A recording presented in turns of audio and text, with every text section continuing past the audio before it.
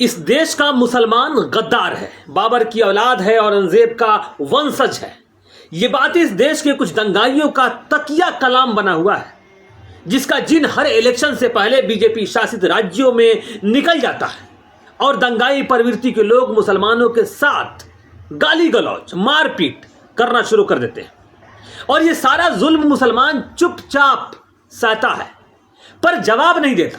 होली हो या दिवाली, रामनवमी हो या दशहरा, छठ हो या ज्यूतिया, हर त्योहार में मस्जिद के सामने मुसलमानों को गाली देने के लिए तांडव किया जाता है और भर भर कर गाली दिया जाता है। और बेचारे मुसलमान अमनो सलामती की दुआ मांगते हुए मस्जिद में बैठकर गाली सुनता रहता है, पर उफ तक नहीं कहता।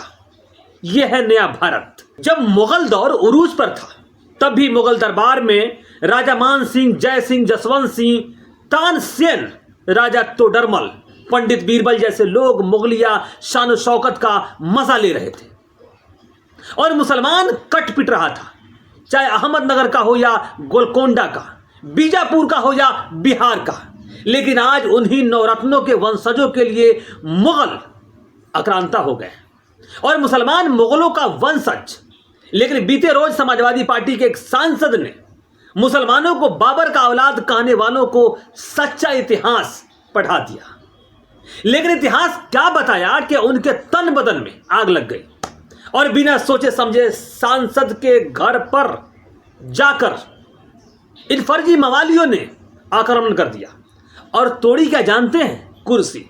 जबकि प्रशासन इन दंगाइयों के साथ था। 10 सालों से ये फर्जी राष्ट्रवादी लोग इतिहास को तोड़ मड़ोड़ कर खुद को वीर सपूत बताते रहे और मुसलमानों को गाली देते रहे।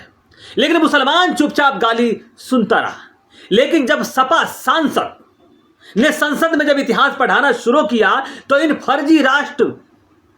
फर्जी वीर सपूतों की पतलून गीली हो गई।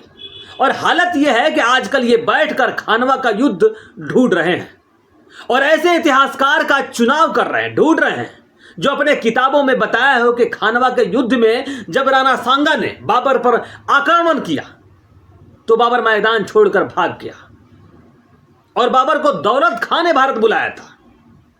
ये सारी चीजें ढूंढ रहे हैं। लेकिन एक और सोर्स आपको बताता हूं, अगर आपको ये सोर्स या ये चीजें देखनी है तो बहुत जमाने पहले, तकरीबन 20 साल पहले, दूरदर्शन की तरफ से एक एपिसोड बनाया गया था, भारत एक खोज। उस पर देखिएगा, आपको मिल जाएगा। फिलहाल आज के लिए इतना ही, फिर कल हम मिलेंगे दूसरे टॉपिक पर। जब तक के लिए दीजिए मुझे इजाजत, आदाब। अगर आप हमारा चैनल देख रहे हैं और बेहतर लग रहा है तो लाइक एंड सब्सक्राइब जरूर कीजिएगा।